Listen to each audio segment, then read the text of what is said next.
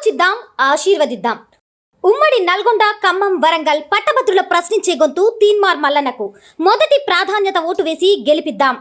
So రేపటితో ప్రచారం ముగుస్తున్నటువంటి నేపథ్యంలో మూడు జిల్లాలో కూడా విస్తృతంగా మన మల్లన్న కానీ మల్లన్న టీంలు కానీ అదేవిధంగా కాంగ్రెస్ పార్టీ శ్రేణులు కాంగ్రెస్ పార్టీ నాయకులంతా కూడా తీన్మార్ మల్లన్న గెలుపు కోసం విశేషంగా కృషి చేస్తూ ఉన్నారు. దాదాపు అన్ని నియోజకవర్గాల్లో కూడా ప్రచారం చివరి దశకు చేరుకుంది.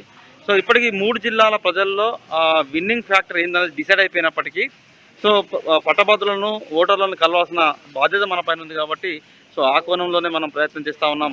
సో అందులో భాగంగా దాదాపు ఎవ్వరు మన ప్రస్తుతం పోటీ చేస్తున్న అభ్యర్థులు ఎవరు కూడా ప్రచారంలో లేని సందర్భంలోనే గడిచినటువంటి 4 నెలలుగా, అంటే ఒక రకంగా చెప్పాలంటే సెకండ్ విడత ప్రచారంగా మనం చెప్పొచ్చు. సో గడిచినటువంటి 4 నెలలుగా విస్తృతంగా ఈ మూడు జిల్లాల్లో మన ప్రచారం జరిగింది. సో అన్ని నియోజకవర్గాల్లో సహకరించినటువంటి కాంగ్రెస్ పార్టీ శ్రేణులకు, తీన్మార్ మల్లన్న టీం సభ్యులకు, పట్టభద్ర ఓటర్లకు, వివిధ ప్రజా సంఘాల నాయకులకు, సిపిఐ సిపిఎం పార్టీ నాయకులకు, లెఫ్ట్ ఆర్గనైజేషన్స్ అన్నిటికీ కూడా సో ఈ ప్రచారంలో పాల్గొన్నటువంటి ప్రతి ఒక్క మిత్రునికి మల్లన్న విజయాన్ని ఆకాంక్షిస్తూ ప్రచారం చేసినటువంటి ప్రతి ఒక్కరికి పేరు పేరున కృతజ్ఞతలు, ధన్యవాదాలు తెలియజేసుకుంటూ సో ఈ ఉత్సాహాన్ని ఇంకో 2 రోజుల పాటు కొనసాగించాల్సిన అవసరం ఉన్నది.